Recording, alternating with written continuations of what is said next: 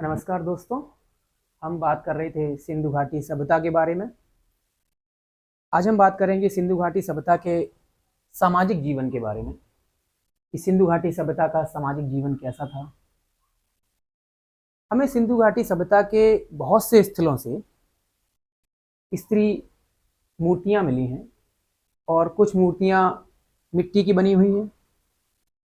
तो उनके आधार पर जॉन मार्शल महोदय और कई इतिहासकारों और पुरातत्वविदों ने ये निष्कर्ष निकाला है कि सिंधु घाटी सभ्यता का जो जीवन था वो मात्र सत्तात्मक था, क्योंकि बहुसंख्यक स्त्री मूर्तिकाओं के मिलने और कुछ मोहरों पर भी स्त्रियों के प्रतीक चिन्ह या उनकी आकृतियों से ऐसा स्पष्ट होता है कि सिंधु घाटी सभ्यता का जो समाज था वो मात्र सत्तात्मक समाज रहा होगा। तो सिंधु घाटी सभ्यता का जो समाज था वो मात्र सत्तात्मक था। मोहनजोदड़ो से एक स्त्री मूर्ति मिली है और इसी तरह हड़प्पा से एक मोहर मिली है जिसमें कि स्त्री के गर्भ से एक पौधा निकलता हुआ दिखाई दे रहा है, जिससे कि हम अनुमान लगाते हैं कि सिंधु घाटी सभ्यता में स्त्री को उर्वरता की देवी समझा जाता होगा। इसीलिए जॉन मार्शल महोदय ने उन्हें आद्य पृथ्वी की संज्ञा भी दी है।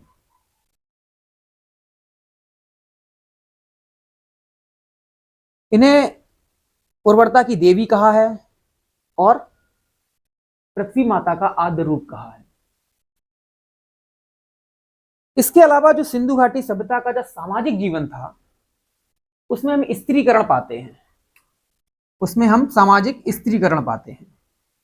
सामाजिक स्त्रीकरण का मतलब हुआ कि समाज कई वर्गों में विभक्त था, जैसे कि विद्वान, योद्धा, व्यापारी और श्रमिक।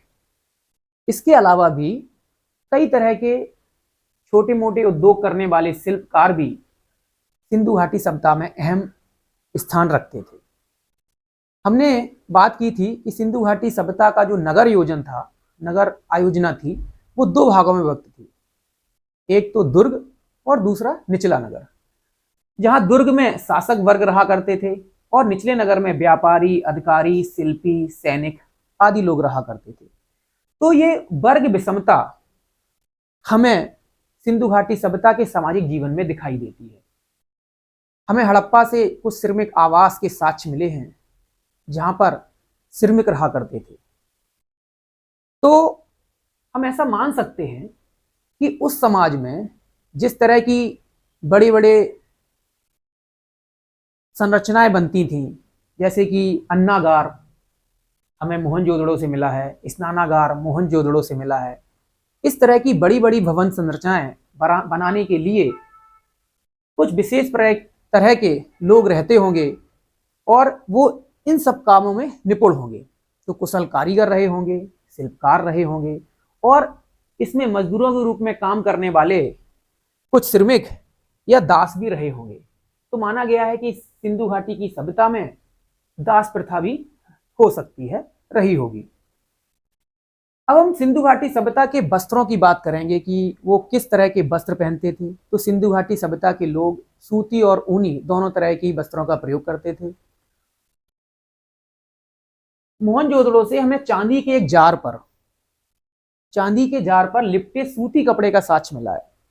यानी कि हमें जार पर एक, जैसे जार पर अगर कोई कपड़ा चिपक जाए, वो कपड़ा बाद में निकल जाए तो उसकी छाप छोड़ देता है। तो उस तरह की छाप हमें मिली है जिससे अनुमान लगाया गया है कि ये सूती कपड़ा रहा होगा। और हमने सिंधु घाटी सभ्यता में पाया है कि ये लोग कपास का उत्पादन करते थे और जब कपास का उत्पादन होगा तो सूती वस्त्रों का निर्माण भी होगा। इसके अलावा मोहनजोदड़ो से हमें पुजारी की प्रतिमा मिली है जिस पर तिपत्तिया अलंकरण है। एक हमें पुजारी की प्रतिमा मिली है जो एक साल ओढ़े हुए है और उस साल पे तिपलिया अंकरण है, इस तरह का अंकरण है।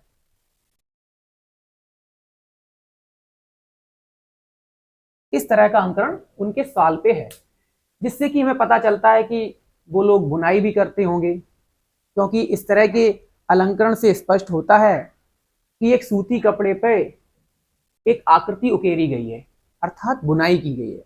तो बुनाई करने का भी उनको ज्ञान था। इसके अलावा बुनाई करने के लिए सुइयों का प्रयोग होता है, तो वो सुइयों का भी प्रयोग करते थे जो कि हड्डी की बनी होती थी। अब आभूषण, स्त्री और पुरुष दोनों ही आभूषण का प्रयोग करते थे, दोनों ही विभिन्न प्रकार के केश सज्जा करते थे, जिससे कि पता चलता है कि स्त्री और पुरुष दोनों को ही श्रृंगार करने में रुचि थी। अब हम बात करेंगे कि हड़प्पा सभ्यता से हमें एक बहुत ही रोचक जानकारी मिलती है, जैसे कि हमें कई ऐसे साक्ष्य प्राप्त हुए हैं जहां पर स्त्रियों की मांग में सिंदूर, लिपस्टिक, पाउडर, कानों के कर्णफूल और मनके जो कि हमें चहुंदड़ों से मिले। तो इन सब बातों से हमें ये पता चलता है कि उस समाज में भी विवाह जैसी कोई संकल्पना रही होगी, परिवार जैसी कोई संकल्पना रही होगी। हम मान सकते हैं कि जिस तरह की श्रृंगार आज की स्त्रियां करती हैं, उसी तरह का कुछ श्रृंगार सिंधु घाटी सभ्यता की स्त्रियां भी करती होंगी। जहां हमें हड़प्पा से श्रृंगार, कालीबंगा से चूड़ियां, नौसारों या मेहरगढ़ से मूर्तियों की मांग में सिंदूर और चहुंदड़ों से लिपस्टिक, पाउडर एवं मनके के साक्ष्य मिले हैं।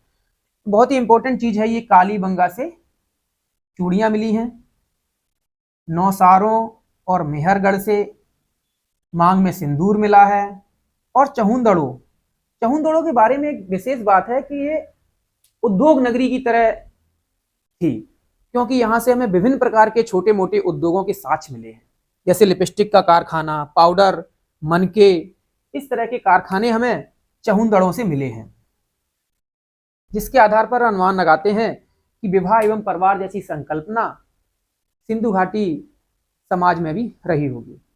अब हम बात कर लेते हैं कि इनका भोजन क्या था। सिंधु घाटी सभ्यता के लोग शाकाहारी और मांसाहार दोनों तरह का भोजन प्रयोग करते थे। वो गेहूं, जौ, चावल, बाजरा, जो शाकाहारी लोग थे वो इन अनाजों का प्रयोग करते थे, और जो मांसाहारी लोग थे वो भेड़, बकरी आदि का मांस प्रयोग करते थे। इसके अलावा वो शहद का भी उपयोग करते थे। हड़प्पा और मोहनजोदड़ो से हमें कुछ पासे के साक्ष्य मिले हैं, जिसके आधार पर हमने अनुमान लगाया है कि पासा उस समय के जीवन में महत्वपूर्ण स्थान रखता होगा और ये बहुत महत्वपूर्ण मनोरंजन का साधन रहा होगा। हड़प्पा से लट्टू मिला है हमें, राखी गढ़ी से पिट्ठू के खेल का साक्ष्य मिला है, लोथल से शतरंज का साक्ष्य मिला है, और हड़प्पा और मोहनजोदड़ो से टेराकोटे के मुखौटे मिले हैं, यानी कि मिट्टी के मुखौटे मिले हैं हमें। कठपुतलियों के साक्ष्य मिले हैं हड़प्पा और मोहनजोदड़ो से, और जूनीकरण से स्टेडियम मिला है। स्टेडियम से हमें पता चलता है कि इस तरह के इस सभ्यता के लोग जो आउटडोर एक्टिविटीज हैं उनमें भी इन्वॉल्व रहा करते होंगे, आउटडोर एक्टिविटीज भी किया करते होंगे। मोहरों पर हमें समारोह के साक्ष्य मिले हैं, ढोल एवं बीड़ा के साक्ष्य मिले हैं, जिससे कि पता चलता है कि इस सभ्यता के लोग संगीत में भी रुचि रखते होंगे, संगीत प्रिय भी थे इस सभ्यता के लोग। तो इस तरह हम पाते हैं कि सिंधु घाटी या कांसुगीन जो सभ्यता है उसमें जो सामाजिक जीवन था वो मात सत्तात्मक था, वर्ग विषमता थी, समाज का स्त्रीकरण हो चुका था, सूती वस्त्र का बहुत ज्यादा प्रयोग करते थे, भोजन में शाकाहार और मांसाहार दोनों चीजों का प्रयोग करते थे, परिवार जैसी संकल्पना थी, स्त्री की बहुत सारी मरण मूर्तियों से हमें पता चलता है कि स्त्री बहुत योगदान रखती थी समाज में, अर्थव्यवस्था में भी योगदान रखती थी, क्योंकि हमें कुछ ऐसी मोहरें मिली हैं जहां पर स्त्री को आटा गूंथते दिखाया गया है। इसके अलावा हमें इनके मनोरंजन के जो साधन थे जैसे लट्टू, पिट्ठू, शतरंज, टेराकोटा के मुखौटे, कठपुतली, स्टेडियम, तो इस तरह के साथ से पता चलता है कि उनका सामाजिक जीवन एक संपूर्ण सामाजिक जीवन था। उस जो आज के दौर की जो सामाजिक जीवन की क्रियाएं होती हैं उस दौर में भी सामाजिक जीवन की क्रियाएं की जाती थी।